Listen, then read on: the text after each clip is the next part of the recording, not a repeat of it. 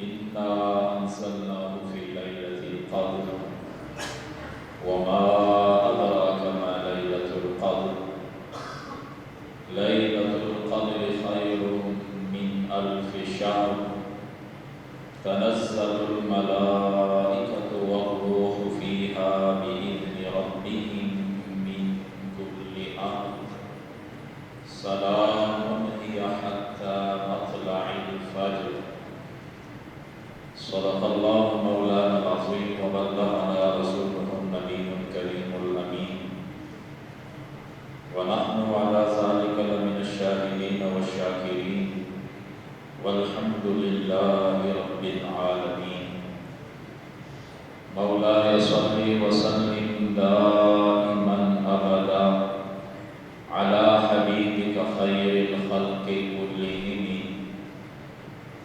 هو الحبيب الذي ترجى شفاعته لكل حول من الأحوال مقتحم يا ربي بالمصطفى بلغ مقاصدنا واغفر لنا ما مضى يا واسع الكرم حمد و صلاۃ کے بعد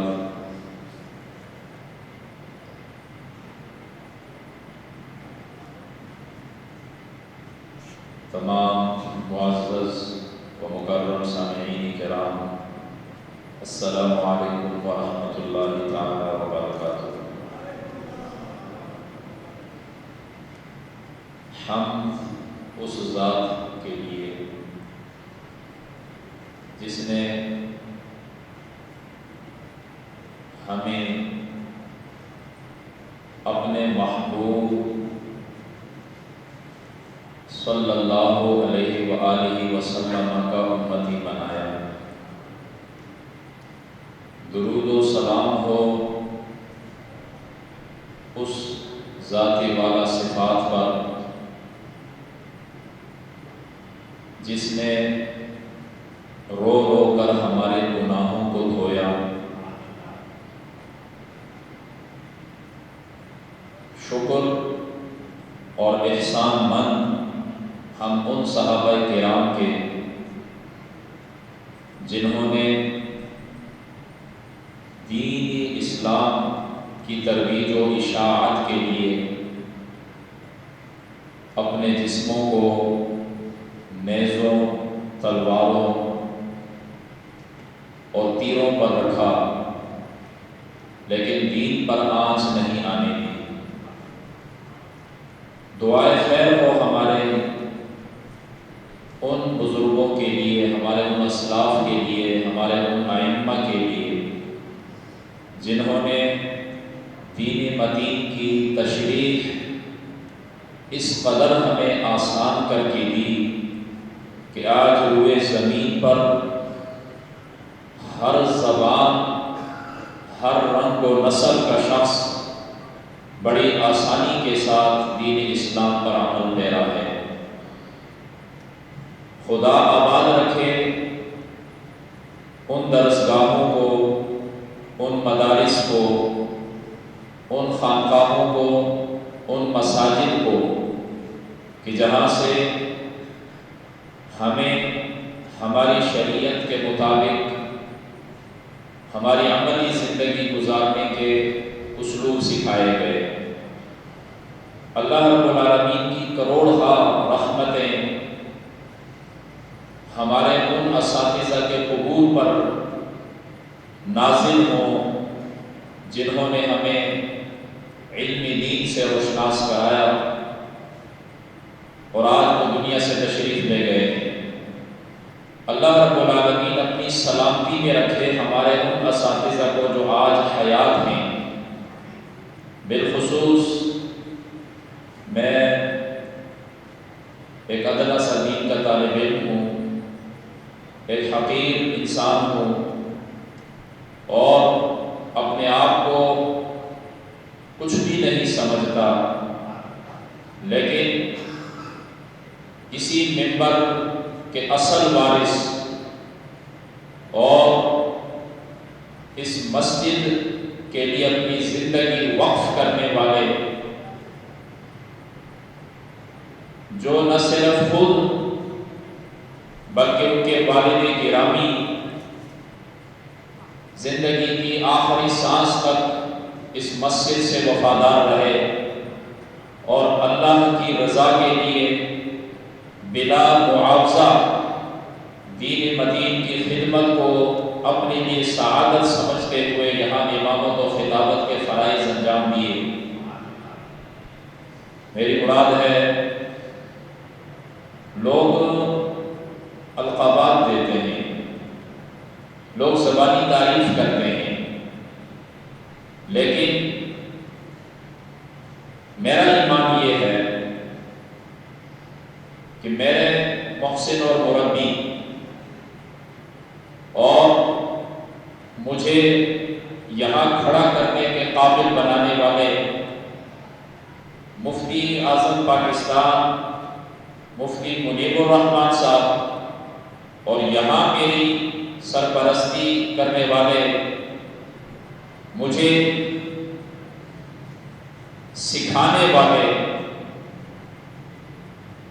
اور ہماری اس مسجد کے خطیب حضرت علامہ مفتی محمد اطہر نعیمی صاحب، جب تک یہ زندہ رہے خدا انہیں ہر نعمت سے نوازے، خدا انہیں ہر سکون عطا فرمائے، خدا انہیں ہر راحت نصیب فرمائے، چار دانگ عالم میں ان کا ذکر خیر ہو، ان کے لیے دعائیں ہوں، اور کل نفس ذائقۃ الموت یہ ایک ایسا مرحلہ ہے جس سے ہم سب نے گزرنا ہے۔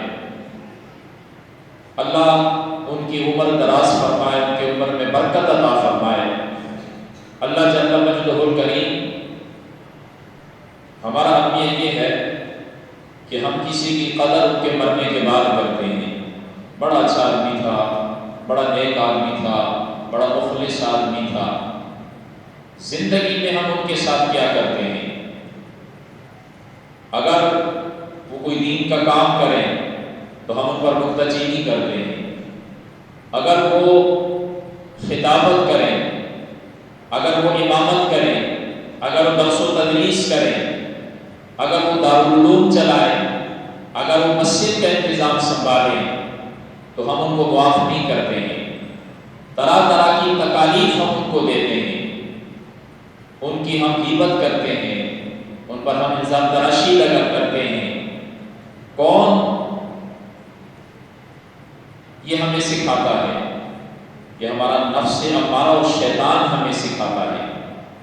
یہی وہ نفوس عالیہ ہیں جن کے دم قدم سے آج الحمدللہ ہمارے پاس دین محفوظ ہے۔ جائیے ذرا دوسری دنیا میں، پوچھئے ذرا دوسرے ملت والوں سے، دوسرے مذاہب والوں سے پوچھئے اور ان کے زندگی کا مطالعہ کریں، سوائے حسرت اور افسوس کے آج ان کے پاس کچھ نہیں ہے۔ ان کا دین محفوظ نہیں، ان کی شریعت محفوظ نہیں، ان پر نازل ہونے والی آسمانی کتابیں محفوظ نہیں۔ کیوں؟ اس لیے کہ انہوں نے اپنے علماء کی قدر نہیں کی، انہوں نے علماء کو اپنے معاشرے سے نکالا، اپنی سیاست سے نکالا، اپنی معیشت سے نکالا، اور انہوں نے اپنے مذہب اور اپنے دین کو کلیسا اور گرجے تک محدود کیا۔ آج نتیجہ یہ ہے کہ ان کے پاس مادی ترقی ہے، ان کے پاس سائنسی علوم ہیں، ان کے پاس دنیا میں تخریب کاری کے لیے مہلک ترین ہتھیار ہیں، لیکن ان کے پاس ان کا دین نہیں ہے۔ ان کو یہ نہیں معلوم کہ ہمارے نبی کا طریقہ کیا تھا، ہماری شریعت میں ہمارے لیے عبادات کے طریقے کیا ہیں، ہماری معیشت کے لیے جائز طریقے کیا ہیں، ہم نے اپنی سیاست کو کس طرح دین کے تابع کر کے چلانا ہے۔ آج ان کے پاس نور الہی جو ان کے پاس آسمانی کتابی شکل میں تھا وہ نہیں رہا۔ مسلمان فخر محسوس کریں، یہ ان کا امتیازی وصف ہے، یہ مسلمانوں کی شان و شوکت ہے، اسلام کی حقانیت ہے، اور لِيُظْهِرَهُ عَلَى الدِّينِ کلہ کا مصداق ہے کہ آج الحمدللہ عالم اسلام کے مسلمانوں کے پاس ان کی کتاب بھی محفوظ ہے، ان کی شریعت بھی محفوظ ہے، ان کا دین بھی محفوظ ہے، ان کے نبی کی سیرت بھی محفوظ ہے، ان کے صحابہ کرام کے، ان کے اولیاء کاملین کی سیرت اور ان کا کردار قطعیت کے ساتھ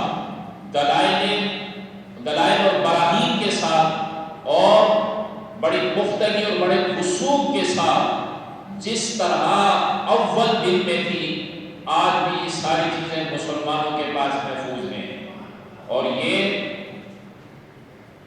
ان کو مفت میں نہیں ملا، ان کے لیے لوگوں نے اپنی زندگیاں قربان کی ہیں۔ صحابہ کرام سے لے کر آج تک کے ہمارے علماء جنہوں نے اپنی زندگی کا ایک ایک لمحہ دین مدین کی خدمت کے لیے وقف کیا، صعوبتیں برداشت کی، تکالیف برداشت کیے، مشقتیں برداشت کی، لوگوں کی باتیں برداشت کی، ظلم و ستم برداشت کیا، حتیٰ کہ لوگوں کی طرف سے پتھر برسائے گئے، مار لگی، وہ سب برداشت کیا، لیکن دین پر آنچ نہیں آنے دی۔ یہ کربلا کا واقعہ، یہ غزوہ احد اور غزوہ بدر، یہ جتنے بھی معاملات ہیں، یہ اپنے اولاد کی قربانیاں دینے والے، یہ اپنی جانوں کے نذرانے دینے والے، یہ اسلام کی حفاظت کے لیے آگ میں کودنے والے، دریاؤں میں اترنے والے، کہ علامہ اقبال کو کہنا پڑا کہ ہمارے بزرگوں کی سیرت کیا ہے، دین کی اشاعت و تبلیغ کے لیے روئے زمین کے چپے چپے پر اسلام کی دعوت پہنچانے کے لیے ہمارے بزرگوں کے کارنامے پڑھو گے، ہمارے بزرگوں کے کارنامے سنو گے تو صرف آپ کا وجود نہیں، آپ کی روح بھی کام اٹھے گی۔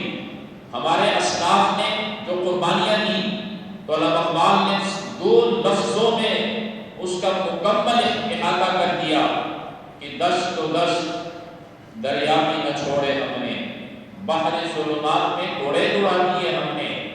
روئے زمین کا وہ کون سا حصہ ہے جو ان نفوس عالیہ کے قدموں کا بوسہ نہ لیتا ہو؟ قرآن مجید نے پہلے دن سے ان کی تعریف کر دی تھی کہ یہ ایسے لوگ ہیں کہ جب کبھی یہ اللہ کی راہ میں نکلتے ہیں یہ کوئی عمل نہیں کرتے، وَلَا يَقْطَعُونَ وَادِيًا، اور نہ کسی وادی سے گزرتے ہیں، إِلَّا كُتِبَ لَهُم، مگر ان کے لیے ہر قدم پر نیکی لکھی جاتی ہے۔ صحابہ کرام، آج ہم نعت پڑھتے ہیں، ماشاءاللہ ہم نے بڑی اچھی اچھی نعتیں پڑھی، ہمارے بشیر بھائی کو اللہ تعالیٰ نے جو ذوق نعت دیا ہے اللہ اس ذوق کو اور بڑھا دے، اور ہمارے بچوں کو بھی اللہ اس نعت کا ذوق عطا فرما دے۔ یہ جو نعت ہم پڑھتے ہیں، مدینہ مدینہ کرتے ہیں، کاش مدینے میں موت آئے، کاش مدینہ مسکن بنے، کون ایسا ہے جو یہ دعا نہیں کرتا ہے؟ لیکن دوسری طرف صحابہ کرام کی زندگی دیکھ لیجئے، جنہوں نے اپنی سر کی آنکھوں سے رسول اللہ صلی اللہ علیہ وآلہ وسلم کی زیارت کی، ان سے زیادہ کون رسول اللہ سے محبت کرنے والا ہوگا؟ اور ایک مثال آپ کو بارہا بیان کی ہے، ایمان کی تازگی کے لیے، روح کی بالغی کے لیے، آپ کے ذوق محبت کو بڑھانے کے لیے پھر عرض کر دیتا ہوں کہ ابھی مکہ فتح نہیں ہوا، اسلام ابھی پوری طرح غالب نہیں آیا اور مسلمانوں کو بڑی مشکلات ہیں۔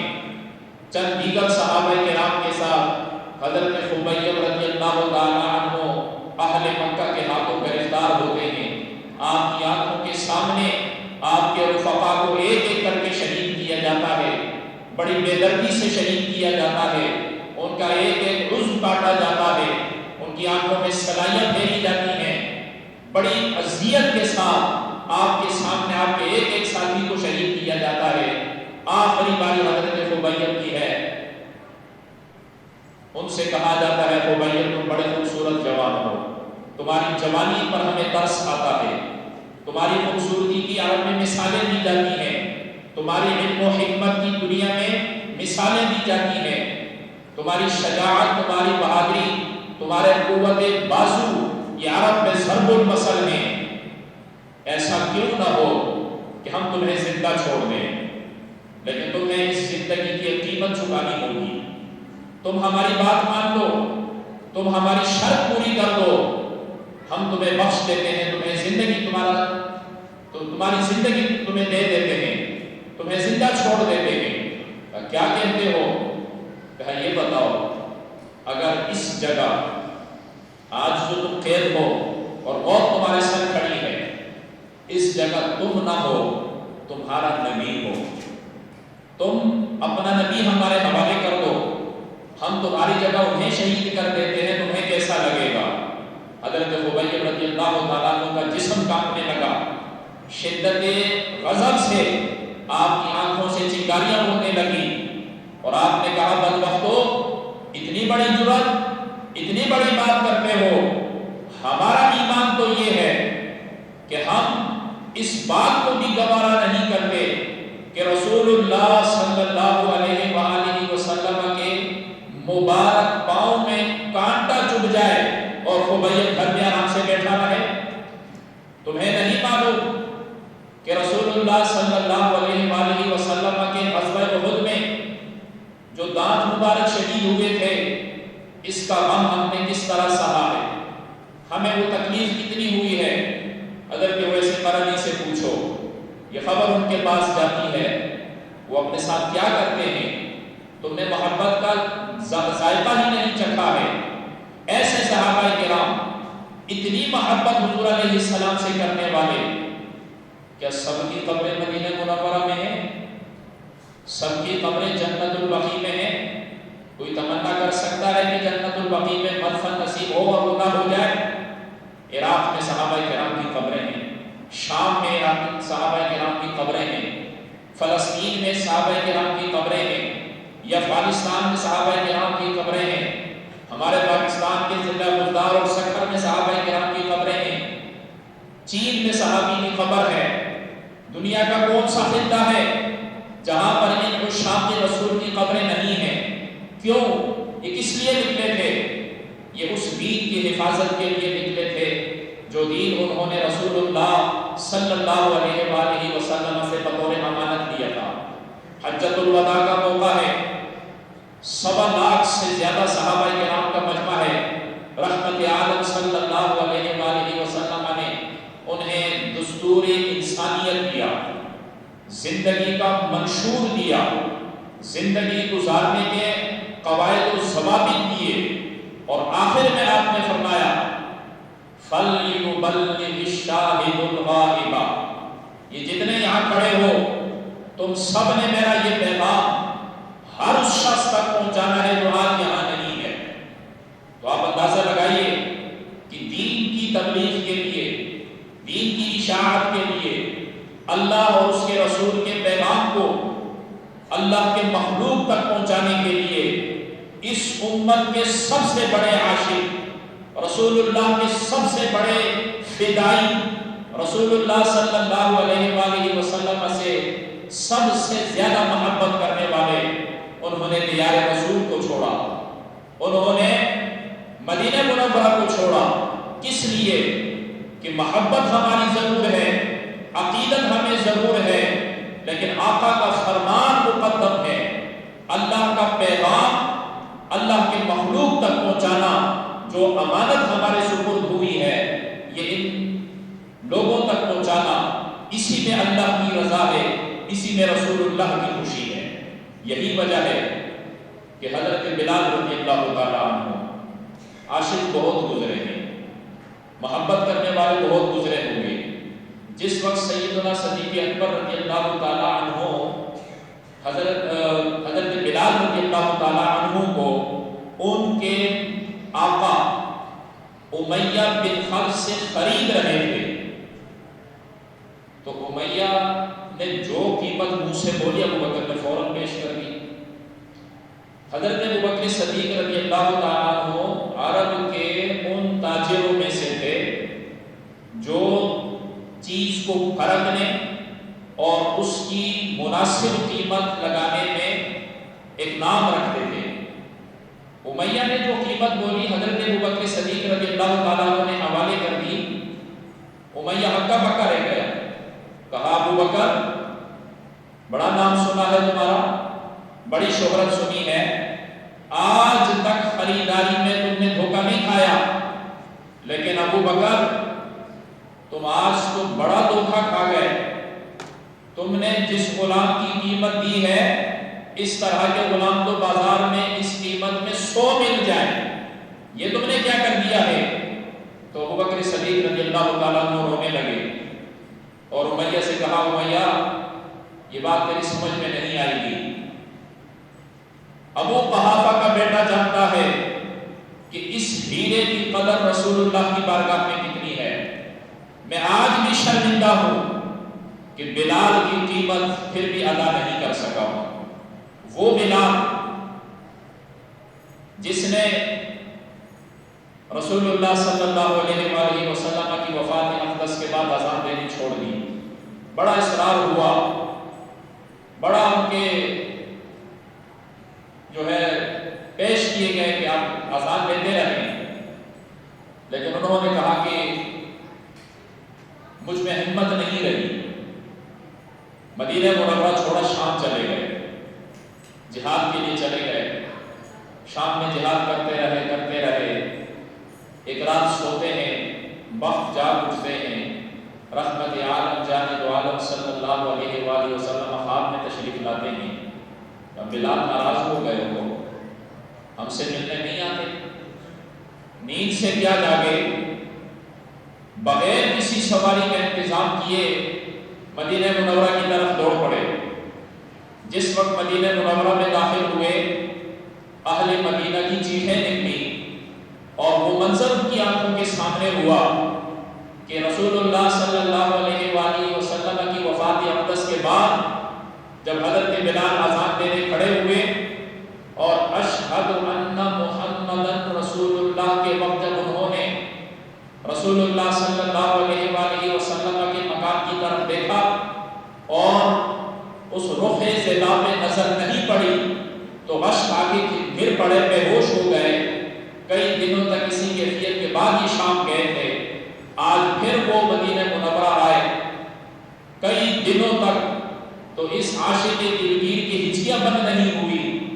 جب غم کا طوفان تھوڑا تھم گیا، کچھ انہیں ہوش آیا، تو ہر ایک کی تمنا اور آرزو کی بلال آزان دیں، بلال آزان دیں، لیکن بلال آزان دینے کی ہمت نہیں کر پا رہے تھے، یہاں تک کہ رسول اللہ صلی اللہ علیہ وآلہ وسلم کے شہزادوں کو آگے لایا گیا۔ جب انہوں نے عرض کی تو کہنے لگے کہ ہر بات توڑ سکتے ہیں، ہر ایک کی بات رد کر سکتے ہیں، لیکن جن کا بات کبھی رسول اللہ نے نہ توڑا ہو، جن کی بات کبھی رسول اللہ نے رد نہ کی ہو، ہم ان کی بات رد نہیں کر سکتے ہیں۔ جس وقت حضرت بلال رضی اللہ تعالیٰ عنہ نے آذان دینی شروع کی، مدینہ منورہ میں کوہرام مچ گیا اور پھر وہی یاد تازہ ہو گئی، پھر وہی غم اور اندوہ کی کیفیت تازہ ہوئی، لیکن حضرت بلال رضی اللہ تعالیٰ عنہ کا مزار مدینہ منورہ میں نہیں ہے۔ کیوں؟ ان کو احساس تھا ایک ہماری محبت ہے اور ایک اللہ اور اس کے رسول کی ہمارے پاس امانت ہے، یہ امانت ہم نے پہنچانی ہے۔ تو آج اس دور میں ہمارے جو علماء ہیں ان کی قدر کر لیں، ہم ان کے دنیا سے جانے کے بعد ان کا نام لیتے ہیں۔ آپ اندازہ لگائیے، 48 سال کے قریب ایک مرد مجاہد اس منبر پر بیٹھ کر بغیر کسی معاوضے کے، بغیر کسی تنخواہ کے، بغیر کسی لالچ کے خطابت کے فرائض انجام دیتا ہو اور جمعہ و عیدین کی امامت کرتا ہو، اور ہماری زبان پر اس کے لیے کیا الفاظ ہوں، ان کا مرتبہ کم نہیں ہو سکے گا۔ اللہ کے حضور ان کی جو حیثیت ہے وہ گھٹ نہیں سکے گی، لیکن ہم بدبخت ہو جائیں گے، ہماری دنیا اور آخرت برباد ہو جائے گی۔ آج ہم بڑے مشکل دور سے گزر رہے ہیں۔ ویسے تو پوری دنیا میں اسلام پر مشکل وقت آیا ہے، لیکن اہل سنت و جماعت پر بہت ہی زیادہ کڑا وقت ہے اور بہت ہی مشکل وقت ہے، ایسے مشکل وقت میں اگر کوئی مرد مجاہد اٹھ کر دین کا دفاع کرتا ہے، اسلام کی بات کرتا ہے، شریعت محمدی صلی اللہ علیہ وآلہ وسلم کی تبلیغ کرتا ہے، ختم نبوت کی حفاظت کی بات کرتا ہے، ناموس رسالت کی بات کرتا ہے، ناموس صحابہ و اہل بیت کی بات کرتا ہے، ناموس اولیاء کرام کی بات کرتا ہے، تو وہ ہمارے لیے اس وقت اللہ کی بہت بڑی نعمت ہے۔ من جملہ ان علماء میں سے، ان بزرگوں میں سے، اور یہ قیامت تک ہم جن کے احسان مند رہیں گے ان میں سے ایک نام مفتی اعظم پاکستان مفتی منیب الرحمان صاحب کا ہے۔ کون نہیں جانتا کہ ہر مشکل وقت میں، ہر تنگی کے وقت میں، ہر دشواری کے وقت میں جس حکمت اور بصیرت سے اہل سنت کو بھور سے نکالا اور ان کے مسائل کو علاقائی سطح پر، ملکی سطح پر اور بین الاقوامی سطح پر ان کی حفاظت کی، ان کا حل نکالا، آج الحمدللہ وہ ہمارے درمیان موجود ہیں اور ہم بڑے فخر کے ساتھ اپنے لیے اعزاز سمجھتے ہوئے، تکبر نہیں، وَأَمَّا بِنِعْمَةِ رَبِّكَ فَحَدِّثْ، اللہ کی نعمت کا شکر ادا کرنے کے طور پر بڑے فخر سے یہ بات کرتے ہیں کہ ہم گناہگاروں کو، ہم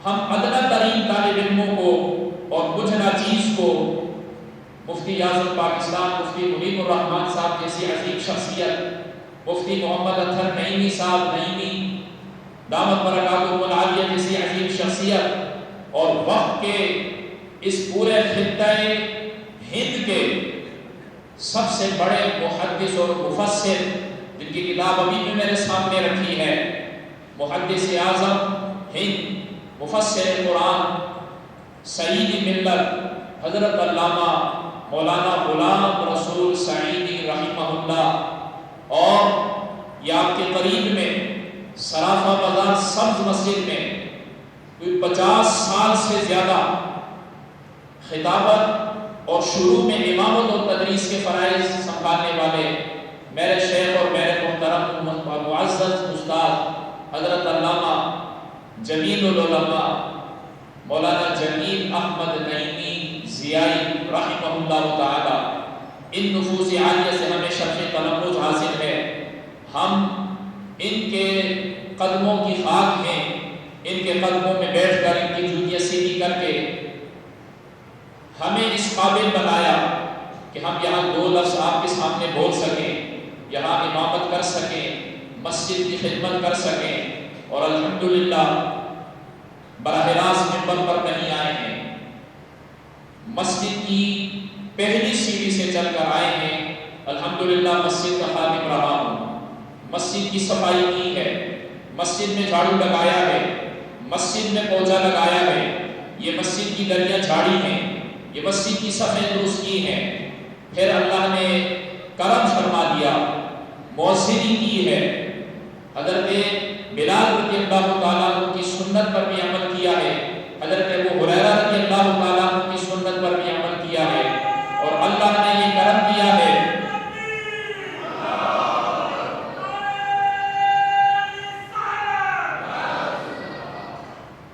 یہ بات صرف اس لیے عرض کر رہا ہوں کہ ہمارے علماء، ہمارے اساتذہ، ہمارے یہ بزرگ، یہ اللہ کی ہم پر بہت بڑی نعمت ہے، ان کی قدر کریں، ان علماء کے دامن سے وابستہ ہو جائیں اور ان کے بتائے ہوئے طریقے کے مطابق اپنی زندگی گزاریں۔ الحمدللہ ہر محاذ پر، خواہ وہ دینی محاذ ہو یا دنیاوی محاذ ہو، سیاست کا میدان ہو یا بین الاقوامی طور پر مدارس اہل سنت، مساجد اہل سنت اور اہل سنت کی خانقاہوں کی بقا اور تحفظ کا مسئلہ ہو، یہ مرد مجاہد، یہ اسلام کے سپاہی ہر اول دستہ ثابت ہوئے ہیں۔ انہوں نے تمام تر مخالفت کے باوجود، تمام تر باوجود الحمدللہ اسلام کا دفاع کیا ہے اور کرتے رہیں گے۔ اللہ تبارک و تعالیٰ ان کا سایہ ہم پر دائم قائم رکھے۔ انہی بزرگوں میں حال ہی میں آپ نے جو ایک عظیم نام اپنی آنکھوں سے بھی دیکھا، آپ ان کے پاس بھی بیٹھے، دنیا نے ان کو سراہا، اور ہماری بالخصوص ہماری نوجوان نسل میں رسول اللہ صلی اللہ علیہ وآلہ وسلم کی محبت کا جو جام انہوں نے ملایا، بظاہر وہ پاؤں سے معذور تھے، لیکن میں پھر اپنے استاد محترم مفتی اعظم پاکستان مفتی منیب الرحمان صاحب کے الفاظ دہراؤں گا کہ ہمیں یہ تانا دیا گیا کہ ایک معذور شخص کے پیچھے چلتے ہو، ایک معذور شخص کی وکالت کی بات کرتے ہو، ایک معذور شخص کی رہائی کی بات کرتے ہو، ایک معذور شخص کو اپنا قائد مانتے ہو۔ تو مفتی اعظم پاکستان مفتی منیب الرحمان صاحب نے اس نمائش چورنگی کے دھرنے میں کھڑے ہو کے فرمایا تھا کہ تم جس کو معذور کہتے ہو وہ ہمارے سر کا تاج ہے۔ تم کیا سمجھتے ہو کہ ایک معذور شخص نے ہماری قوم کو اپنے پاؤں پہ کھڑا کیا ہے؟ آج ختم نبوت کی بات ہو، ختم رسالت کی بات ہو، آج ناموس رسالت کی بات ہو، ناموس صحابہ و اہل بیت کی بات ہو، خواہ وہ بوڑھا ہو، خواہ وہ جوان ہو، خواہ وہ بچہ ہو، نہیں بلکہ اگر وہ ماں کی گود میں بھی ہے تو اس کی زبان آج لبیک کے نعرے کے ساتھ آگ کے ساتھ اٹھاتا ہے۔ یہ سب کیا ہے؟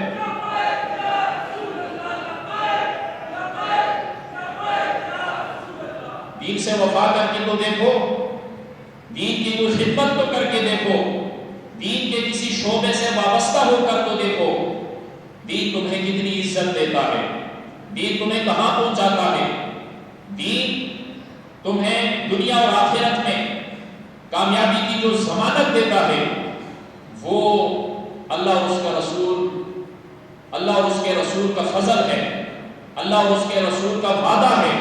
اور قرآن نے کہا کہ وَأَنْتُمُ الْأَعْلَوْنَ إِن كُنتُم مُؤْمِنِينَ، دنیا اور آخرت میں تمہاری سربلندی، تمہاری عزت و آبرو اور تمہاری عظمتیں وہ دین سے وابستہ ہیں۔ دین سے جڑے رہیں، اور دین سے جڑے رہنے کے لیے ہمیں ان علماء کے قدموں میں بیٹھنا ہوگا، ان کی بات ماننی ہوگی، ان کے دامن سے وابستہ ہونا ہوگا، ان کی تصانیف کا مطالعہ کرنا ہوگا، ان کے بیانات سننے ہوں گے۔ آج کا یہ دور کہ اغیار سے آدمی پھر بھی بچ جاتا ہے، کیونکہ یہ تو ہے کہ اگر اپنے ہی کے لباس میں کوئی رہزن آیا جو ہمارے ایمان اور عقیدے کو لے گیا، ہمارے ہی نام پر، ہماری ہی شکل و صورت میں اور ہمارے ہی وضع پتہ میں اگر کوئی ایسا رہزن پیدا ہوا کہ جس نے ہمیں صحابہ کرام سے برگشتہ کر دیا، ہمارے دلوں میں کسی صحابی کی نفرت ڈال دی، ہمارے دلوں میں اولیاء کاملین کے ساتھ اگر بغض پیدا کر دیا، تو یاد رکھیے گا اس میں صرف اور صرف قصور ہمارا اپنا ہوگا۔ اگر ہم اپنے ان علماء حق کے دامن سے وابستہ رہے، اگر ہم نے ان کا دامن نہ چھوڑا ہوتا، ہم اپنے ایمان اور عقیدے پر مضبوطی سے کھڑے رہتے، تو نہ ہمارا ایمان خراب ہوتا، نہ ہمارا عقیدہ خراب ہوتا، نہ ہمیں کسی صحابی کے بارے میں بدگمانی پیدا ہوگی۔ رسول اللہ کا یہ فرمان اصحابی کالنجوم، میرے سارے صحابہ ستاروں کی مانند ہیں، کون ان ستاروں کو توڑنے کی جرات کرے گا؟ کوئی ہے جو ان ستاروں کی روشنی بجھا سکے؟ کوئی نہیں کر سکتا، لیکن اپنی بدبختی کا سامان کر جائے گا۔ اس لیے شروع میں جو میں نے کلمات عرض کیے، اس سے میری غرض صرف اتنی ہے کہ ہماری نوجوان نسل کو بالخصوص چوکنا رہنا ہوگا۔ ہمارے جتنے یہاں بزرگ بیٹھے ہیں، میں بار ایک بات کرتا ہوں کہ آج آپ یہ بات کرتے ہو کہ ہمارے باپ دادا فلاں تھے، میرے باپ نے فلاں کام کیا، میرے دادا نے فلاں کام کیا۔ ہم کیا کر رہے ہیں؟ ہم نے تو کچھ نہیں کیا۔ یہ جو ہمارے بعد آئیں گے، یہ پھر کس کا نام لیں گے؟ یہ تو بولیں گے کہ ہمارے ساتھ نسلوں پیچھے کسی نے کام کیا تھا، پھر ان کے بعد جو آئیں گے وہ کس کا نام لیں گے؟ اس لیے دین سے وفا کریں۔ دین سے وفا کیا ہے؟ دین آپ سے آپ کی ہر چیز نہیں مانگتا ہے۔ ہم ڈرے ہوئے ہیں، ہم خوف میں مبتلا ہیں، ہم عجیب کیفیت میں مبتلا ہیں، دین سے ہم ڈرے ہوئے ہیں۔ بڑی مدد کے ساتھ عرض کر رہا ہوں، ہم دین سے ڈرے ہوئے ہیں۔ کون سے دین سے؟ جس دین نے ہمیں پناہ دی، جس دین نے ہمیں نام دیا، جس دین نے ہماری جان اور مال کی حفاظت کی ضمانت دی، جس دین نے ہماری خواتین کی عزت و آبرو پر پہرا دیا، جس دین نے عورت کو ایک مقام دیا، جس دین نے نوجوانوں کو ایک عظیم مقصد حیات دیا، آج اس دین سے ہم ڈرے ہوئے ہیں کہ اگر ہم نے اپنا بچہ دینی مدرسے میں داخل کر دیا، ہمارا بچہ اگر فلاں عالم دین کے پاس چلا گیا، ہمارا بچہ اگر فلاں مسجد کے امام کے پاس اٹھک بیٹھک کرنے لگ گیا، تو پھر تو یہ مولوی بن جائے گا، اور جب یہ مولوی بن جائے گا تو پھر تو معاشرے میں اس کا کوئی مقام نہیں ہوگا، اس کے لیے معاشرے میں کوئی جگہ نہیں ہوگی، اس کے لیے معاشرے میں کوئی مقام نہیں ہوگا۔ اس خوف میں ہم مبتلا ہیں، اس ڈر میں ہم مبتلا ہیں۔ میں نے کئی دروس میں یہ عرض کی ہے کہ اپنے ایک بچے کو ضرور حافظ قرآن بناؤ، اپنے ایک بچے کو ایک ضرور عالم دین بناؤ، ورنہ تمہارا نام بھی نہ ہوگا داستانوں میں۔ آپ نے رزق کی تعریف بارہا سنی ہے، میں نے پہلے بھی عرض کی ہے۔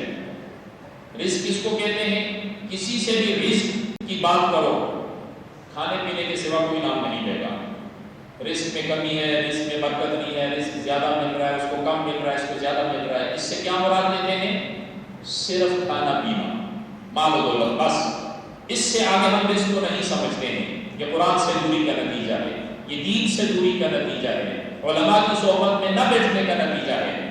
سورہ بقرہ آپ شروع کرتے ہیں، وہ جو پہلی 3 آیتیں ہیں، الف لام میم ذالک الکتاب لا ریب فیہ ھدی للمتقین، یہ پہلی 2 آیتیں ہیں۔ الف لام میم حروف مقطعات میں سے ہے، اس کا معنی نہیں بتایا جاتا۔ ذالک الکتاب، یہ عظیم الشان کتاب، لا ریب فیہ، جس میں شک کی کوئی گنجائش نہیں ہے، ھدی، یہ ہدایت ہے، للمتقین، پرہیزگاروں کے لیے۔ آپ نے رمضان المبارک پایا، اور رمضان المبارک جب شروع ہوتا ہے تو آپ کے علماء، آپ کے خطباء سب سے پہلی جو آیت آپ کے سامنے جمعے کی خطابت میں پڑھتے ہیں وہ کون سی آیت ہے؟ یا ایھا الذین آمنوا کتب علیکم الصیام کما کتب علی الذین من قبلکم۔ ابھی آخری 2 لفظ میں نہیں پڑھ رہا۔ اے ایمان والو، تم پر روزے فرض کیے گئے ہیں جس طرح تم سے پہلے لوگوں پر روزے فرض کیے گئے تھے۔ تو ہمارے ذہن میں سوال تو ضرور ہوگا نا کہ پچھلی امتوں پر ایک عمل جو فرض تھا وہ ہم پہ کیوں فرض ہوا ہے؟ ہمارے لیے کوئی نیا حکم کیوں نہیں ہے؟ ان کی طرح ہم پر کوئی فرض کیوں لاگو کیا گیا؟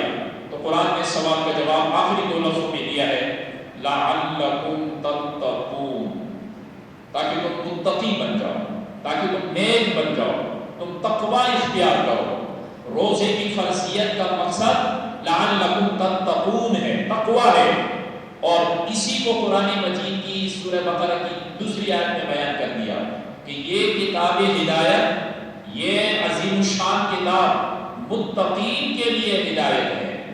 اب متقین کون ہیں؟ قرآن مجید نے ویسے تو کئی مقامات پر متقین کی بے شمار کثرت کے ساتھ صفتیں بیان کی ہیں۔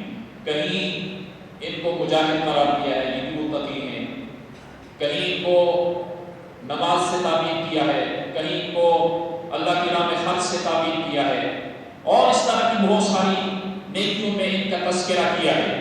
لیکن سورہ بقرہ کی تیسری آیت میں ایک ایسی جامع آیت ہے یہ، اور اس میں جو صفات بیان ہوئی ہیں وہ اس پوری انسانی زندگی کا احاطہ کرتی ہیں۔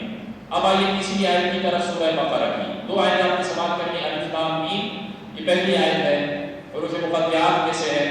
دوسری آیت آپ نے سماعت کی، ذالک الکتاب لا ریب فیہ ھدی للمتقین۔ ترجمہ بھی آپ نے سماعت کیا کہ یہ عظیم الشان کتاب ہے جس میں شک کی کوئی گنجائش نہیں ہے، متقین کے لیے ہدایت ہے۔ اب اگلی آیت میں ان متقین کی 3 صفتیں بیان ہوئی ہیں، اور سے سنیے گا، الذین یؤمنون بالغیب ویقیمون الصلاۃ ومما رزقناہم ینفقون۔ متقی کون ہیں؟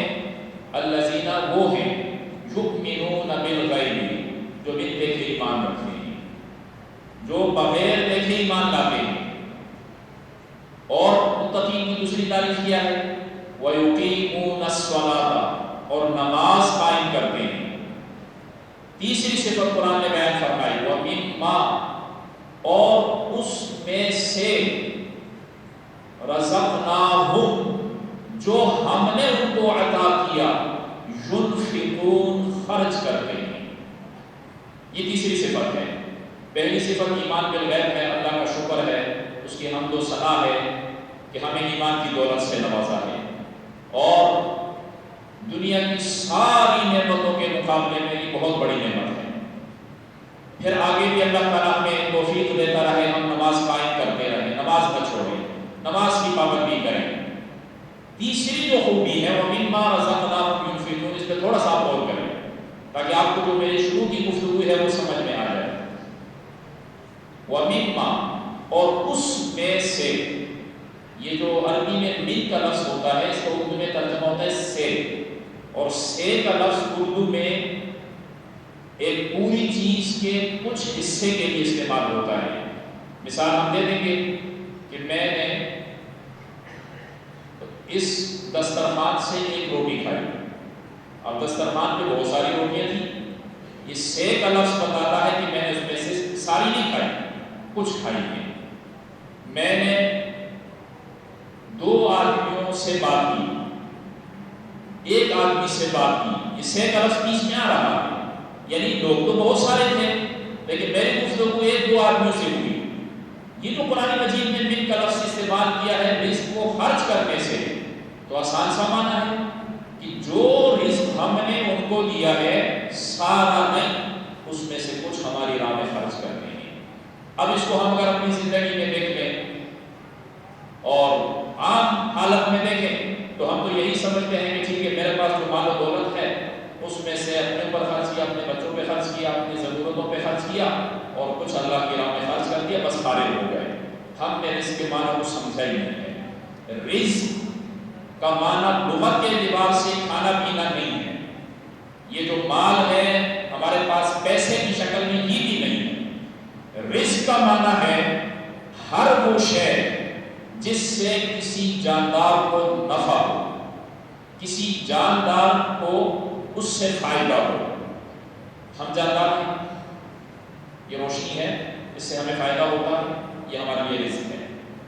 یہ ہوا ہے، اس سے ہمیں فائدہ ہوتا ہے، یہ ہمارے لیے رزق ہے۔ یہ زمین ہے، اس سے ہم فائدہ اٹھاتے ہیں، یہ ہمارے لیے رزق ہے۔ اسی طرح جو جو چیزیں جن جن چیزوں سے ہمیں تعلق ہے اور ہم اپنی زندگی میں اس سے نفع اٹھا سکتے ہیں وہ رزق ہے، اور اس رزق میں ایک رزق ہماری اولاد بھی ہے۔ اولاد بھی رزق ہے کیونکہ یہ بھی اللہ کی طرف سے عطا ہے اور بندہ اس سے فائدہ اٹھاتا ہے۔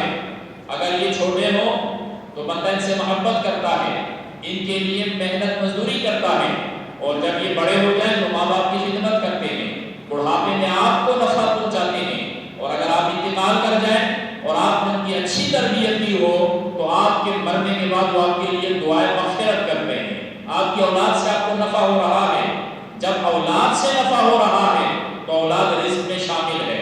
اب سوال یہ ہے کہ ہم نے ہمارے پاس جو ظاہری مال تھا اس میں تو اللہ کی راہ میں خرچ کیا ہے، کچھ سانسیں ہم نے جب ہم سانس لے رہے تھے اللہ کا نام لیا، ہم نے سانس بھی اللہ کی راہ میں خرچ کر دی، ہم مسجد کی طرف آئے ہم نے قدم بھی اللہ کی راہ میں خرچ کر دیے، ہم نے قرآن مجید کو کھولا ہم نے اپنی آنکھیں بھی اللہ کی راہ میں خرچ کر دی، ہم نے زبان سے اللہ کا ذکر کیا، زبان کو بھی اللہ کی راہ میں خرچ کر دیا، ہم نے اس ہاتھ سے کسی کو سہارا دیا، کسی کی مدد کی، کسی کا بوجھ اٹھایا، ہاتھوں کو بھی اللہ کی راہ میں ہم نے خرچ کر دیا۔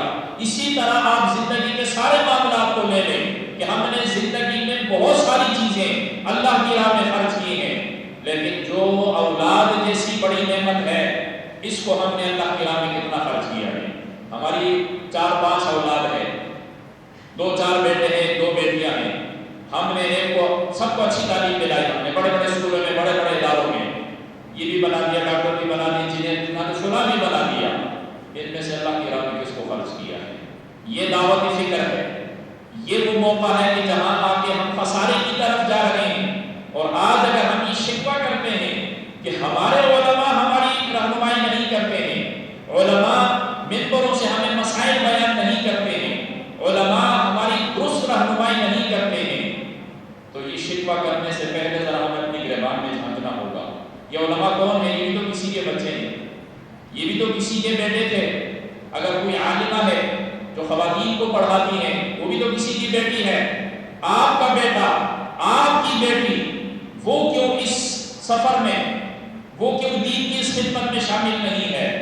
تو یہ دعوت فکر ہے ہم سب کے لیے کہ ہم اپنے دین کے ساتھ وفا کریں، اور یہ دین جو عظیم ترین قربانیوں کے ذریعے ہمیں ملا، آج الحمدللہ پوری آب و تاب کے ساتھ، اور ہم بڑے فخر سے یہ کہتے ہیں پوری دنیا کے مقابلے پر ہم عملی طور پر کمزور ہوں گے، معاشی طور پر کمزور ہوں گے، افرادی قوت میں ہم کمزور ہوں گے، ساری کمزوریاں ہم میں ہوں گی، لیکن جب بات دین کی آتی ہے تو مسلمان سینہ تان کے کھڑا ہوتا ہے اور بڑے فخر سے کہتا ہے کہ لوگوں، آج ہمارے سامنے ہمارے نبی کی سیرت اور اللہ کا حکم اس کی کتابی شکل میں بعین ہی اسی طرح موجود ہے جس طرح اللہ نے کتاب نازل کی تھی، اور جس طرح صحابہ کرام نے رسول اللہ صلی اللہ علیہ وآلہ وسلم کی سیرت کا مشاہدہ کیا تھا۔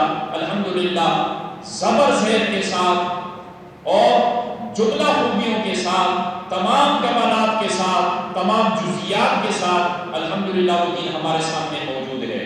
تو آپ نے اس میں بھی خرچ کرنا ہے، اس میں بھی خرچ کرنا ہے، اور خرچ یہی ہے کہ آپ نے اپنی اولاد کو دینی تعلیم دلانی ہے۔ اپنی اولاد کو دینی تعلیم ضرور دلائیے، انہیں قرآن کا حافظ بنائیے، انہیں دین کا عالم بنائیے، اور جو خدشہ، جو میں نے جملہ کہا کہ دین سے ڈرے ہوئے ہیں، آپ دین سے مت ڈریں۔ آپ کے بچے کے لیے ضروری نہیں کہ وہ مصلح رسول سنبھالے، آپ کے بچے کے لیے ضروری نہیں کہ وہ آپ کی زبان میں بات آپ سے کرتا ہوں کہ معمولی سی تنخواہ پر وہ مدرسے میں زندگی گزار لے، نہیں۔ آپ کا بچہ دین حاصل کر کے آپ کے گھر کی حفاظت کر لے، آپ کے ایمان اور عقیدے کی حفاظت کر لے تو بھی بہت ہے۔ باقی مدارس اور مساجد کے لیے دنیا ہے وہ چلاتے رہیں گے۔ یہ سلسلہ روز ازل سے روز قیامت تک قائم ہے، اور انشاءاللہ تعالیٰ قائم و دائم رہے گا۔ تو یہ چند جملے میں نے شروع میں عرض کر دیے۔ اپنی اصلاح کے لیے اللہ تعالیٰ ہمیں عمل کی توفیق عطا فرمائے۔ آج کی اس عظیم رات میں نعمتیں تو بہت ہیں، وَإِن تَعُدُّوا نِعْمَتَ اللَّهِ لَا تُحْصُوهَا، کون سی نعمت شمار کرو گے؟ گن ہی نہیں سکتے ہیں۔ اپنے وجود کو لے لیجیے، اپنے جسم کو لے لیجیے، اپنے گھر بار کو لے لیجیے، صبح و شام جو نعمتیں مل رہی ہیں اس کو دیکھ لیجیے، رزق کی صورت میں، کھانے پینے کی صورت میں، رہائش کی صورت میں، اور بہت ساری، اور آزادی کی صورت میں۔ یہ وہ رات ہے، ہمارے نوجوان اس سے غافل رہتے ہیں۔ یہ لیلۃ القدر کی 27ویں شب وہ شب ہے کہ جس میں اللہ رب العالمین کے فضل و کرم سے مسلمانوں نے اپنے لیے آزاد وطن حاصل کیا تھا۔ وہ مبارک لمحہ، وہ مبارک ساعتیں، وہ یہی ساعتیں تھی کہ جس میں آپ کو آزادی جیسی نعمت ملی ہے۔ یہ بھی بہت بڑی نعمت ہے، اور پاکستان اللہ تبارک و تعالیٰ کی عطاؤں میں سے ایک عظیم عطا ہے، اور انشاءاللہ العزیز یہ جس طرح بنا ہے، آپ تاریخ عالم کا مطالعہ کیجیے، آپ اقوام عالم کا مطالعہ کیجیے، آپ ان ممالک کا مطالعہ کیجیے جو دوسروں سے آزاد ہوئے ہیں، اور پھر آپ پاکستان کا مطالعہ کیجیے، آپ کو زمین و آسمان کا فرق نظر آئے گا، آپ کو ایک عجیب کیفیت نظر آئے گی۔ یہ خطہ پاکستان یہ صرف زمین کے ایک ٹکڑے کو دوسرے خطے سے الگ کرنے کا نام نہیں ہے۔ یہ خطہ پاکستان روئے زمین پر اللہ تبارک و تعالیٰ کی ایسی نعمت ہے کہ جس نے انشاءاللہ العزیز عالم اسلام کی قیادت کرنی ہے، جس نے انشاءاللہ العزیز روئے زمین پر اللہ کے نظام کو قائم کرنے کی قیادت کرنی ہے۔ اور آج بھی آپ دیکھ لیں، دنیا بھر میں جہاں کہیں مسلمان کو تکلیف پہنچتی ہے، جب کبھی کسی مسلمان کو کسی کافر کی طرف سے کوئی بھی تکلیف پہنچے، ان ان کا تعلق فلسطین کے مسلمانوں سے ہو، شام کے مسلمانوں سے ہو، برما کے مسلمانوں سے ہو، کشمیر کے مسلمانوں سے ہو، افغانستان کے مسلمانوں سے ہو، یا خود ہمارے پاکستان کے مسلمانوں سے ہو، دنیا میں بے شمار اسلامی ممالک ہیں، کہیں ان کے لیے آواز اٹھے نہ اٹھے، پاکستان سے ان کی مدد اور حمایت کی آواز ضرور اٹھتی ہے۔ یہ عالم اسلام کی قیادت کا مرکز بنے گا، یہ انشاءاللہ العزیز قیامت تک قائم و دائم رہے گا، کیونکہ اس کو قائم کرنے میں صرف انسانوں کا دخل نہیں ہے، صرف چند لوگوں کی قربانی دینے کا دخل نہیں ہے۔ کتنے ہمارے علماء تھے جو صرف اور صرف اس پاداش میں سولی پر لٹکائے گئے کہ پاکستان کا نام نہیں لوگے، کتنے ہمارے صوفیاء کرام شہید کیے گئے، کتنے ہمارے نوجوان، مرد، عورت، ہمارے بچے، یہ لاکھوں کی تعداد کی جو قربانی تھی، یہ بھی ایک طرف، اور دوسری جو اللہ رب العالمین نے روحانی دنیا کے اعتبار سے، باطنی دنیا کے اعتبار سے جو کرم اللہ نے اس خطے پر کیا وہ معمولی نہیں ہے۔ اس لیے دیگر نعمتوں کے ساتھ اس نعمت کی بھی ہم نے قدر کرنی ہے۔ اپنے بچوں کو ملک کے بارے میں بتائیں، اپنے بزرگوں کے بارے میں بتائیں، جن قربانیوں کے ذریعے یہ ملک حاصل کیا گیا، جن مشکل حالات میں یہ ملک حاصل کیا گیا، اس سے اپنی اولاد کو روشناس کرائیں، اپنی اولاد کو اس بارے میں بتائیں آزادی ہوتی کیا ہے۔ آج پوچھ لیجئے فلسطین کے مسلمان آج کس قسم کرسی میں زندگی گزار رہے ہیں، ان کو نہ صبح کی خبر نہ شام کی خبر۔ کشمیر کے مسلمانوں کو دیکھ لیجئے، اور اس طرح کے وہ خطے برما کے مسلمانوں کے ساتھ پچھلے سالوں میں کیا ہوا آپ کے سامنے ہے۔ کوئی ایک بھی ان کی مدد و حمایت کے لیے کھڑا نہیں ہوا۔ وجہ کیا ہے؟ وجہ یہ ہے کہ جب مسلمان اپنی حیثیت بھول جائے، جب مسلمان اپنی ذمہ داری بھول جائے، تو پھر حدیث شریف کے مطابق ہمیں تو یہ تعلیم دی تھی کہ سارے عالم کے مسلمان ایک جسم کے مانند ہیں، اور ایک جسم کا قانون یہ ہے کہ جسم کے جس حصے میں بھی درد اٹھے، تکلیف ہو، حدیث میں بخار کا لفظ ہے کہ اگر جسم کو ایک جگہ درد ہو جائے تو سارے جسم بخار میں تپنے لگتا ہے۔ یہی اہل پاکستان کی الحمدللہ خوبی ہے۔ میرے استاد محترم مفتی اعظم پاکستان مفتی منیب الرحمان صاحب بار بار فرماتے ہیں کہ دنیا گھوما ہوں لیکن پاکستان جیسی ریاست اور یہاں جیسے محبت اور عقیدت والے لوگ بہت ہی کم ملتے ہیں۔ پھر بالخصوص اہل کراچی کے بارے میں بھی آپ تاریخی کلمات، تحسینی کلمات بیان کرتے ہیں۔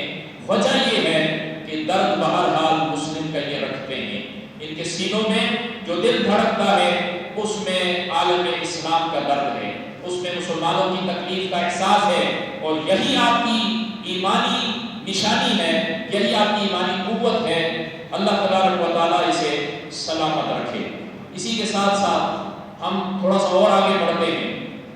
لیلۃ القدر کی عظمتیں ہمارے سر آنکھوں پر ہیں۔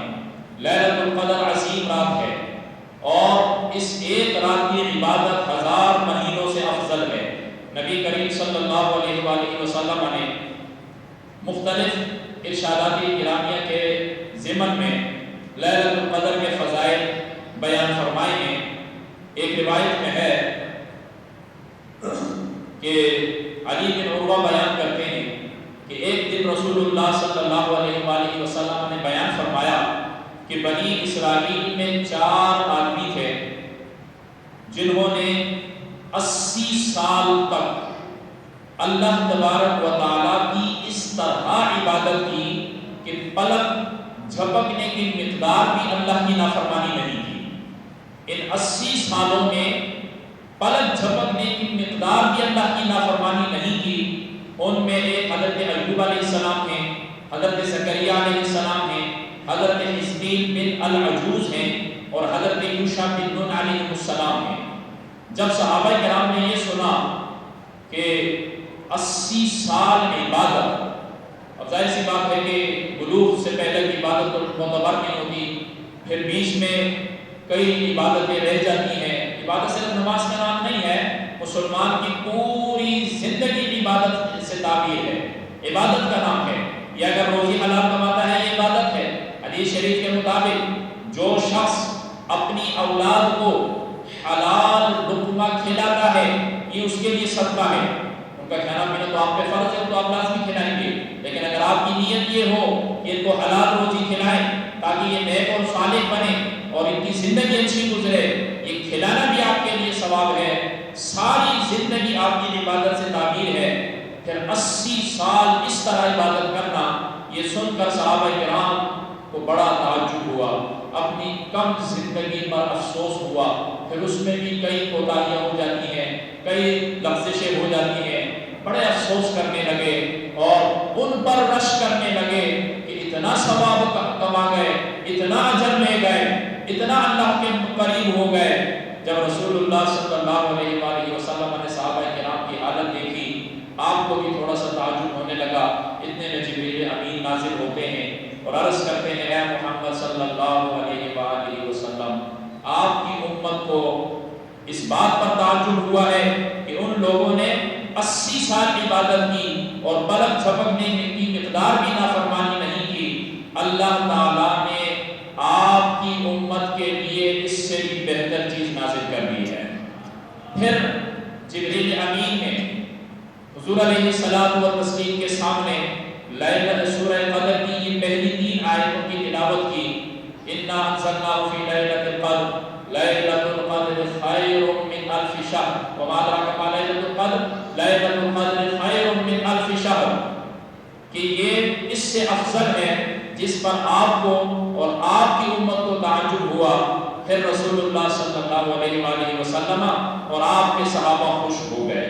یہ اتنی بڑی سعادت ملی کہ ایک رات کی عبادت کو 80 سال کی عبادت سے افضل، اور رب کائنات کی کرم نوازی دیکھیں، تقابل نہیں کیا ہے کہ ایک رات میں جو ثواب کرو گے وہ اتنا ثواب جتنا 80 سال میں کما گئے تھے اتنا دے دیں گے۔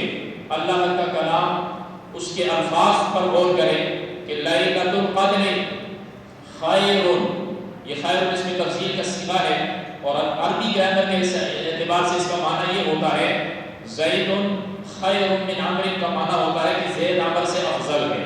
کتنا افضل ہے اس کی قید نہیں لگائی، یہ متعین نہیں کیا۔ یہاں فرمایا کہ لیلۃ القدر خیر من الف شہر، لیلۃ القدر 1000 راتوں سے افضل ہے، اور کتنی افضل ہے یہ حد نہیں لگائی۔ یہ اس امت پر کرم ہے کہ اللہ رب العالمین اپنے بندوں کو اپنے کرم سے نوازتا ہے۔ کوئی 2 منٹ کھڑے کے عبادت کر لے وہ بھی ثواب لے جائے، کوئی 2 رکعت پڑھ کے چلا جائے وہ بھی ثواب لے جائے، اور کوئی پوری رات عبادت میں گزار دے وہ پھر اعلیٰ درجے کا ثواب لے جائے۔ تو تحدید نہیں کی، محدود نہیں کیا، کہیں ایسا نہ ہو کہ جو تھوڑی سی عبادت کر کے چلے گئے وہ 80 سال کا ثواب لے جائے، اور جو پورا عشرہ اخیرہ محنت میں لگا دے، اعتکاف میں بیٹھ کر دن رات اللہ کی عبادت میں لگا دے، ان کو بھی اتنا ہی ثواب ملے۔ یہ بھی اللہ نے کرم کر دیا کہ خیر من الف شہر، 1000 مہینوں سے افضل تو ہے ہی ہے، آگے کتنا ثواب ملنا ہے یہ اللہ کا کرم ہے اور تمہارے نصیب ہیں۔ پھر اس رات کی تعین کیوں نہیں ہوئی، یہ کیوں لازم نہیں کیا گیا کہ لیلۃ القدر فلاں رات کو ہی ہوگی؟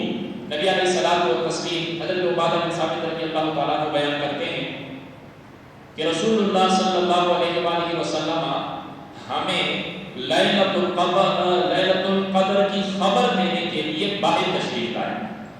جو ہی آپ اپنے حجرہ مبارک سے باہر نکلے تو 2 مسلمان آپس میں لڑ پڑے، ان کی کچھ تلخ کلامی آپس میں ہو گئی، کچھ آوازیں اونچی ہو گئی۔ نبی کریم صلی اللہ علیہ وآلہ وسلم نے ارشاد فرمایا میں تمہیں لیلۃ القدر کی تعین کی خبر دینے کے لیے آیا تھا، بس فلاں اور فلاں آپس میں لڑ پڑے تو لیلۃ القدر کی تعین اٹھا لی گئی، اور ہو سکتا ہے کہ یہ تمہارے لیے بہتر ہو تم اس کو 29ویں شب میں، 27ویں شب میں، 25ویں شب میں، اور ایک روایت میں ہے کہ 23 اور 21ویں شب میں تلاش کرو۔ اب اس کا تعین نہیں رکھا گیا۔ ہمارے علماء نے اس کی بڑی اچھی توجیہ کی ہے کہ اس رات کا تو سن کر ہر مسلمان کا دل نرم ہو جاتا ہے، ہر مسلمان عبادت پر کمر بستہ ہو جاتا ہے، ہر مسلمان کا ذوق عبادت بڑھ جاتا ہے، لیکن جو دائمی مریض ہیں، کون سے مریض؟ گناہوں کے مریض، جو مثال کے طور پہ ایک آدمی کی عادت چوری کرنے کی ہے، ایک آدمی کی عادت فلاں گناہ کرنے کی ہے، وہ بہت زیادہ اس میں مبتلا ہے اور اتنا آگے گزر گیا ہے، اتنا بدبخت ہو گیا ہے کہ وہ اس رات میں بھی گناہ کرتا ہے۔ تو اگر یہ رات متعین کر دی جاتی تو نیکوکار تو یہ ثواب لے جاتے، لیکن جو اپنی بدبختی کے سبب اس رات میں بھی گناہ کر بیٹھتے تو جہاں فضیلت بڑھتی ہے، ثواب بڑھتا ہے، وہاں پھر سزا بھی بڑھتی ہے۔ پھر اس شخص کو 80 سال کے گناہوں کے برابر اس کو گناہ دیا جاتا۔ اللہ کا کرم دیکھیے کتنا اپنے مخلوق سے اس کو پیار ہے، کتنا کرم فرماتا ہے کہ بے شک یہ ہماری عبادت کرنے نہیں آیا، بے شک اس نے لیلۃ القدر کی تعظیم نہیں کی، ہے تو میرا بندہ، کیوں اس کو ہم ایک گناہ کے 1000 مہینوں سے زیادہ گناہ دیں، ہم اس کو لیلۃ القدر کی تعین نہیں بتاتے تاکہ یہ اس وعید سے بچ جائے، یہ اس گناہ سے بچ جائے۔ یعنی اگر خدا نہ خواستہ کسی مجرم نے، کسی گناہگار نے اس رات میں بھی گناہ کر لیا جو لیلۃ القدر کی رات ہو اور اسے معلوم نہ ہو کہ یہ لیلۃ القدر کی رات تھی، تو اللہ کے فضل و کرم سے اسے صرف اس گناہ کا ثواب ملے گا اور اس کا گناہ 1000 مہینوں کے گناہ سے زیادہ نہیں کیا جائے گا۔ یہ اللہ کا کرم ہے، یہ اللہ کا اس امت پر بے پناہ کرم ہے۔ ہم اس کا جتنا بھی شکر ادا کریں بہت کم ہے، بہت کم ہے، بہت کم ہے۔ پھر اس کو ہم آگے بڑھاتے ہیں تو لیلۃ القدر کی عظمت اور بزرگی کا کہ اس میں آپ زیادہ سے زیادہ عبادت کریں، نوافل ادا کریں، ذکر و فکر میں رہیں۔ یہ بھی ہو کہ اگر آپ محفل بیان میں بیٹھے ہیں، آپ نعت میں بیٹھے ہیں تو آپ کی زبان خاموش نہ رہے، جس طرح یہاں کہا جاتا ہے کہ سب مل کر درود پاک پڑھیں، بلند آواز سے پڑھ لیجیے، اللہم صلی علی سیدنا و مولانا محمد معدن الجود والکرم و آلہ وبارک وسلم صلاۃ و سلام علیک یا سیدی یا رسول اللہ۔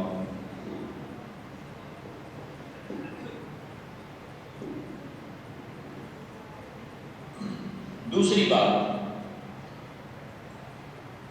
ہم جہاں بیٹھے ایک بہت عظیم حدیث ہے، نبی کریم صلی اللہ علیہ وآلہ وسلم کا ارشاد ہے کہ جو لوگ اللہ کی محبت کی خاطر ایک ساتھ بیٹھے، کس لیے بیٹھے؟ اللہ کی محبت میں، اللہ کی رضا کے لیے، جدا ہونے سے پہلے ان کی بخشش و مغفرت ہو جاتی ہے۔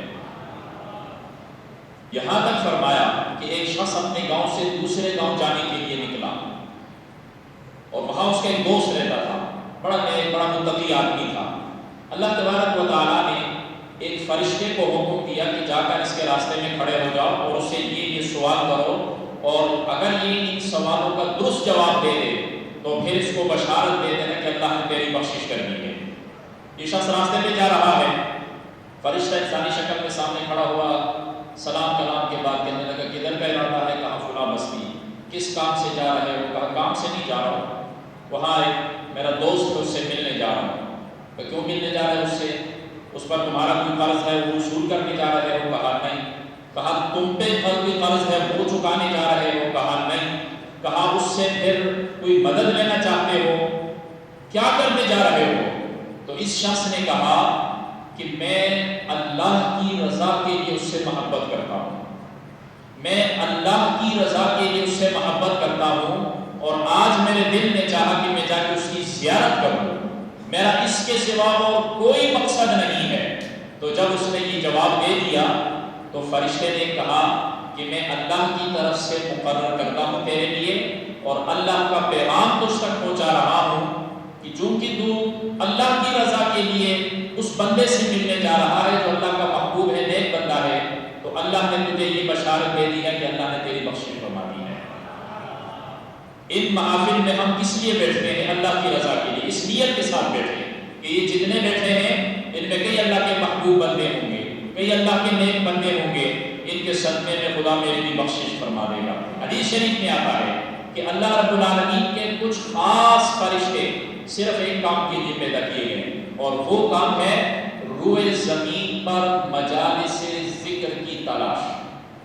ان فرشتوں میں اس کے سوا اور کوئی کام نہیں ہے۔ ان کی ڈیوٹی کیا ہے؟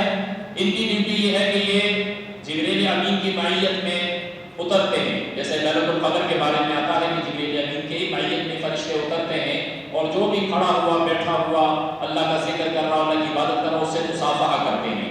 یہ جو آپ اپنے ایسے مجالس میں، ایسے محافل میں اور ایسی جگہ پر اگر آپ اپنے جسم میں خنکی محسوس کریں، آپ اپنے جس قلب میں راحت محسوس کرتے ہیں، آپ کو اگر لگے کہ میرے اوپر سے کچھ میرے ذہن میں اتر رہا ہے، تو یقیناً کسی فرشتے نے آپ سے مصافحہ کیا ہے۔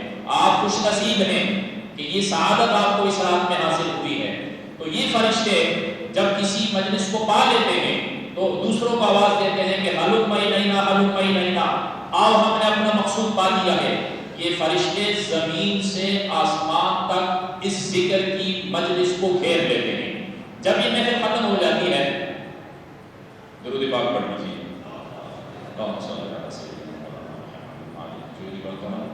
پیچھے احباب بیٹھے ہیں، غالباً تک آواز صاف نہیں جاری، تھوڑا تھوڑا قریب ہو جائیں، پیچھے والوں کو شفقت ہے آپ بھی قریب آ جائیں۔ یہ آگے جگہ خالی ہے، اس طرف آ جائیں، اپنی مہربانی ہوگی۔ تھوڑا تھوڑا قریب، زیادہ بھی نہیں، تھوڑا تھوڑا فاصلہ بیچ میں ضرور چھوڑیے گا۔ آپ کے 2 قدم اٹھنے پر آپ کو ثواب بھی، پیچھے مسلمان کو جگہ ملی اس کا بھی آپ کو ثواب ملے گا۔ درود پاک پڑھ لیجیے۔ اللہم صلی علی سیدنا محمد۔ تشریف رکھیے۔ جزاک اللہ خیر۔ عرض کر رہا تھا، یہ فرشتے اس مجلس کو گھیرنے کے بعد جب یہ مجلس ختم ہو جاتی ہے تو یہ اللہ کے حضور یہ فرشتے حاضر ہوتے ہیں۔ جب یہ فرشتے اللہ کے حضور پہنچتے ہیں تو اللہ ان سے پوچھتا ہے، حالانکہ اللہ ان سے زیادہ بہتر جانتا ہے۔ یہ حدیث شریف کے الفاظ ہیں، اللہ ان سے پوچھتا ہے حالانکہ اللہ ان سے زیادہ بہتر جانتا ہے کہ کہاں سے آئے ہو۔ فرشتے کہتے ہیں کہ ہم زمین سے آ رہے ہیں۔ اللہ پھر ان سے پوچھتا ہے کہ وہاں تم نے کیا پایا؟ تو فرشتے عرض کرتے ہیں کہ رب کریم ہم نے وہاں کچھ لوگوں کو پایا، ایک جگہ جمع ہو کے بیٹھے ہوئے تھے۔ اللہ ان سے پھر پوچھتا ہے وہ کیا کر رہے تھے؟ تو فرشتے عرض کرتے ہیں کہ یا رب کریم وہ تیرا ذکر کر رہے تھے۔ اللہ ان سے پھر پوچھتا ہے کہ وہ کچھ مانگ رہے تھے؟ فرشتے عرض کرتے ہیں کہ ہاں رب وہ تجھ سے جنت کا سوال کر رہے تھے۔ اللہ ان سے پھر پوچھتا ہے کیا انہوں نے جنت کو دیکھا ہے؟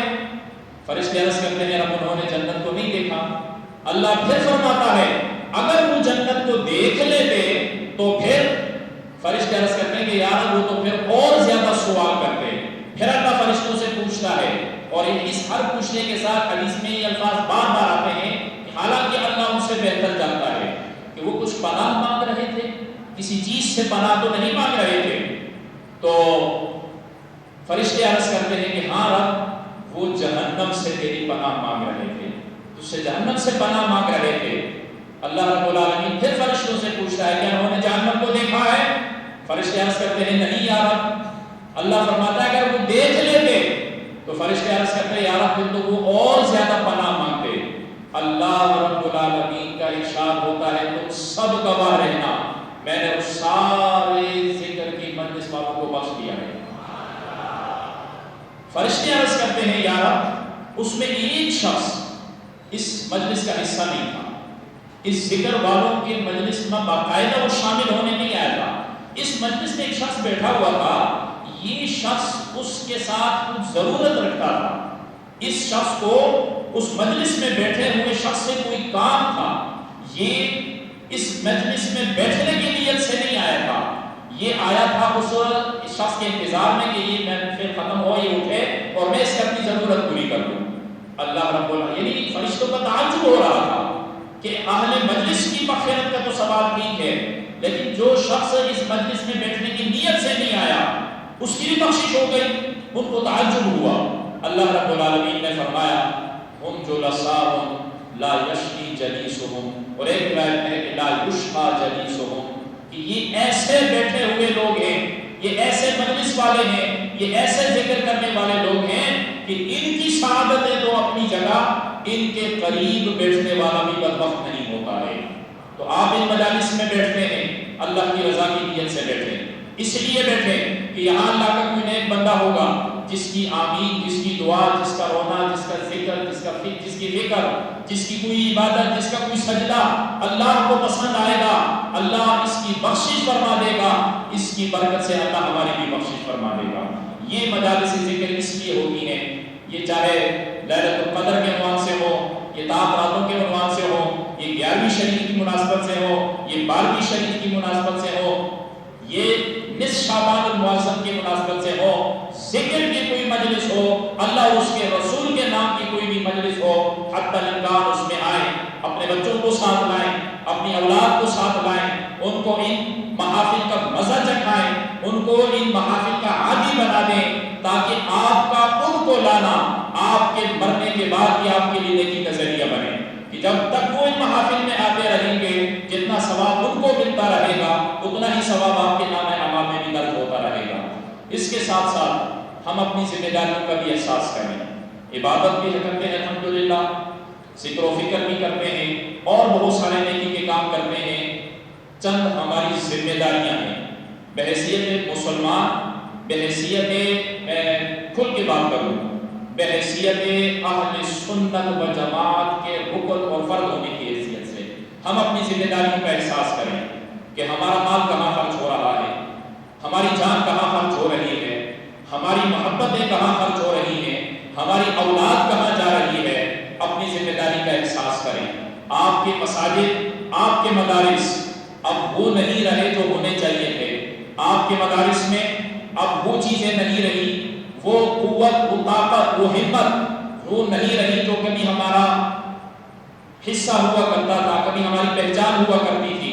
کیوں کہ مالی طور پر آپ بہت پیچھے چلے گئے ہیں، آپ کے مقابلے میں اغیار کے پاس مالی قوت بھی زیادہ ہے، افرادی قوت بھی زیادہ ہے، مساجد اور مدارس کی تعداد بھی بڑھتی جا رہی ہے، لیکن ہم ابھی تک سوئے ہوئے ہیں اور ہم اپنی اس ذمہ داری کو نہیں سمجھتے۔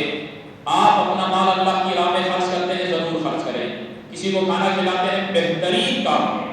کسی کو لباس پہناتے ہیں، اللہ آپ کو جنتی لباس پہنائے گا، کوئی شک نہیں ہے، لیکن احتیاط کریں، اتنی احتیاط ضرور کریں کہ آپ کے اس مال میں سے اگر آپ کا آدھا مال ان کاموں میں خرچ ہو رہا ہے تو کم از کم 1/3 مال دین کے اصل کام پہ خرچ ہونا چاہیے۔ آپ خود اپنی نگرانی میں، خود اپنی آنکھوں کے سامنے رکھ کر، خود تشفی اور اطمینان کر کے دین کا کوئی شعبہ اپنے ذمہ لے لیں۔ آپ ایک مسجد میں ایک بلب لگانے کی ذمہ داری قبول کر لیں، آپ ایک مسجد میں ایک پنکھا لگانے کی ذمہ داری قبول کر لیں، آپ ایک مسجد میں جھاڑو رکھنے کا کام اپنے ذمہ لے لیں، آپ ایک مدرسے میں ایک دینی کتاب رکھنے کا اپنے ذمہ حصہ لے لیں۔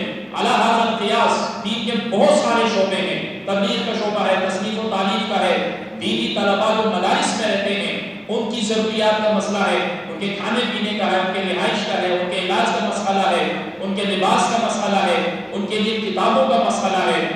اور میں بڑی ذمہ داری کے ساتھ بات کرتا ہوں کہ ہمارے مدارس میں ہمارے طلباء کے پاس کتاب پڑھنے کے لیے کتاب نہیں ہوتی ہے، ہمارے ایک کتاب میں ہمارے پاس 4 6 طالب علم بیٹھے ہوتے ہیں۔ یہ میں آپ کو شہر کی باتیں بتا رہا ہوں، اور میں اگر آپ تھوڑا سا اپنے گاؤں دیہات کی طرف چلے جائیں، ناگفتہ بھی حالت ہے اور بڑی مشکل میں وہ دین کی خدمت سر انجام دے رہے ہیں اور اپنی ذمہ داری کا احساس کر رہے ہیں۔ آپ بھی اپنی ذمہ داری کا احساس کریں۔ یہ محافل، یہ مجالس اور اس طرح کی دعوت فکر کی یہ محفلیں ہمیں ہمارے ضمیر کو ضرور جگائیں، ہمارے احساس کو ضرور جگائیں اور ہمیں اپنی ذمہ داری کا احساس ضرور دلائیں کہ ہم اپنی ذمہ داری کو پورا کرتے ہوئے دینی مدین کا کوئی ایک شعبہ اپنی حیثیت کے مطابق، لازمی نہیں ہے کہ آپ کی حیثیت جو ہے وہ ایک کمرہ بنانے کے لیے آپ رسم کے لیے آپ کو مطالبہ کیا جائے، آپ کی حیثیت 2 کتابیں دینے کے لیے آپ سے پورا کارڈن مانگا جائے، آپ کی حیثیت 1 پلیٹ کھانا کھلانے کے لیے آپ سے پوری دیگ مانگی جائے، نہیں، آپ اپنی حیثیت کے مطابق کام کرتے رہیں۔ دیکھیں ہر چراغ اپنی حیثیت کے مطابق روشنی دیتا ہے، یہ چھوٹے چھوٹے چراغ ہیں، ایک گلی تک، ایک کمرے تک روشنی دیتے ہیں۔ سورج کو اللہ تعالیٰ نے بڑی طاقت دی ہے اور پوری دنیا کو روشن کرتا ہے۔ تو اپنی ذمہ داری کا احساس کریں جیسے میں نے شروع میں عرض کی کہ ایک تو اپنی اولاد کو دین کی طرف لائیے، اہل سنت و جماعت کے اداروں میں اپنے بچوں کو داخل کریں، چاہے وہ حفظ کے لیے داخل کریں آپ، چاہے وہ دینی تعلیم کے لیے درس نظامی کے لیے داخل کریں، یہ شعبہ آپ ضرور اپنائیں، اور اس کے ساتھ ساتھ آپ کا مالی تعاون وہ ان اداروں کے ساتھ، ان مساجد کے ساتھ، ہماری اس مسجد میں ابھی بھی تعمیراتی کام آپ کے سامنے ہو رہا ہے، انشاءاللہ العزیز نیچے کا کام مکمل ہو گیا، اوپر ہم ایک بڑی ٹینکی پانی کی بنائیں گے کہ میٹھا پانی آپ کو ہر نماز میں، اس علاقے میں جہاں بہت کم مساجد میں میٹھا پانی ہوتا ہے، آپ کو ہر نماز میں میٹھا پانی ملے۔ کچھ تکلیف ضرور ہے، کھارا پانی ہم چلاتے ہیں، ہماری مجبوری ہے، جیسے یہ کام انشاءاللہ پورا ہوگا آپ کو انشاءاللہ یہ تکلیف محسوس نہیں ہوگی۔ اس کے لیے ہمارے بہت سارے احباب مل کر کام کر رہے ہیں، اور اس میں بہت بڑا نام، میں یہ نام صرف اس لیے لے رہا ہوں تاکہ تحدیث نعمت بھی ہو جائے اور شکران نعمت بھی ہو جائے۔ ہمارے محمد سعید ملتانی صاحب دن رات ایک کر کے اس کام کے لیے کھڑے ہیں، تو یہ مساجد، یہ مدارس یا مدارس کے تعاون سے چلیں گے، کوئی باہر سے آ کے کوئی ریاست، کوئی حکومت، کوئی تعاون، کوئی مدد نہیں ہوتی ہے۔ تو یہ آپ اپنے لیے، اپنے ماں باپ کے لیے، اپنے بزرگوں کے لیے، آنے والی نسلوں کے لیے یہ سلسلہ آپ جوڑ دیں۔ اللہ تبارک و تعالی ہماری گزارشات کو قبول فرمائے، اور یہاں ہمارے احباب نے ماشاءاللہ ناتوانی کی، مفتی اطہر نیکی صاحب ہماری مسجد کے خطیب ہیں، اللہ تعالیٰ ان کو صحت عطا فرمائے، بڑی ذمہ داری کے ساتھ اقبال کرتے تھے۔ ہر خطیب کو یہ فکر ہوتی ہے اور ہر امام کو یہ فکر ہوتی ہے کہ میری مسجد آباد رہے، یہ ہر امام اور ہر خطیب کو فکر ہوتی ہے۔ مفتی اطہر نیکی صاحب یہ جملہ بار بار دہرایا کرتے تھے کہ جمعے کے معاملے میں تو میں بے فکر ہوں، تمام بڑی راتوں کے معاملے میں میں بے فکر ہوں، میں دیر سے پہنچوں سویر سے پہنچوں، رسول اللہ کا ذکر میری مسجد میں ہوتا رہتا ہے۔ خدا سلامت رکھے ان احباب کو جو دن رات ایک کر کے اس محفل نام کو سجاتے ہیں، یہ اعتکاف کی خدمت کرنے والے، یہ سحر و افطار کا انتظام کرنے والے، یہ ہماری آج کی جو ختم قرآن کی محفل ہوئی اس میں آپ کو شیرنی دینے والے، یہ سب محبتیں ہیں۔ اللہ ان محبتوں کو قائم رکھے اور ہم میں سے ہر شخص کو اس کا حصہ بننے کی توفیق عطا فرمائے۔ وما توفیقی الا باللہ۔